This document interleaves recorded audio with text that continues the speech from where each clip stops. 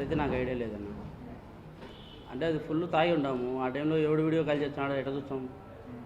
అంటే మేమేంది సినిమాకి కాదు కదా, మేము పోయినది. ఆయన హత్య చేసేదానికి పోయినాము. ఆ మూమెంట్లో ఎవడేం చేస్తున్నాడంటే మాకెట్ అర్థమవుతుంది? అర్థం కాదు కదా. ఎందుకంటే ఈ పరిస్థితిలో నన్ను దగ్గర తీసి నువ్వు పార్టీలో చేరు, నువ్వు పులిందల్లో కంటెస్ట్ చేయి అని చెప్పి, అంటే ఇప్పుడు మీడియాలో కూడా పూర్తిగా భారత్ పార్టీలో చేరినాడు, హై లెవెల్ అతనికి ఎట్టా సపోర్ట్ ఉంది అని చెప్పి, అంటే పూర్తిగా వాళ్ళు భయపడతా ఉన్నారనమాట. అంటే పులిందల్లోనే వాళ్ళు వాళ్ళు వాళ్ళు వాళ్ళు చంపమని పంపించిన వ్యక్తే వాళ్ళకు అప్రూవర్గా మారి ఎదురు తిరిగి ఈ పొద్దు పులిందల్లో నిలబడి పోటీ చేస్తున్నాడంటే వాళ్ళ గతి ఏమవుతుందనేది పూర్తిగా అర్థం చేసుకోవాల్సిన పరిస్థితి. వివేకానంద రెడ్డి గారి అభిమానులు వాళ్ళందరికీ కూడా నేను ఒక విజ్ఞప్తి తెలియజేస్తుంటా. ముఖ్యంగా క్షమాపణలు చెప్తున్నా. నేను ఈ తప్పు చేసి మళ్ళీ అప్రూవర్గా మారినా, అంటే తప్పు తెలుసుకొని అప్రూవర్గా మారినా, దాని తరపున కూడా నేను క్షమాపణ తెలియజేసుకుంటాడా.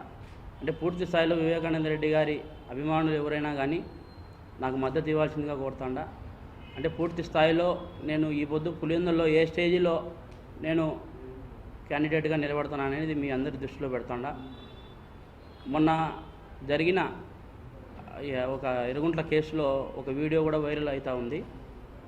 ఇంకొకటి కూడా, ఆ వీడియో చూసిన ప్రతి ఒక్కరికి, దళిత బిడ్డలందరికీ కూడా నేను చేతులు జోడించి క్షమాపణలు తెలియజేసుకుంటాడా, పాదాభివందనాలు తెలియజేసుకుంటాడా. ఎందుకంటే అది ఉద్దేశపూర్వకంగా మాట్లాడినది కాదు, ఏదో క్షణికావేశంలో మాట్లాడిన పదాలే కానీ ఉద్దేశపూర్వకంగా మాట్లాడలేదు. అందుకే పూర్తి స్థాయిలో దానికి క్షమాపణలు నేను కోరుతాడా.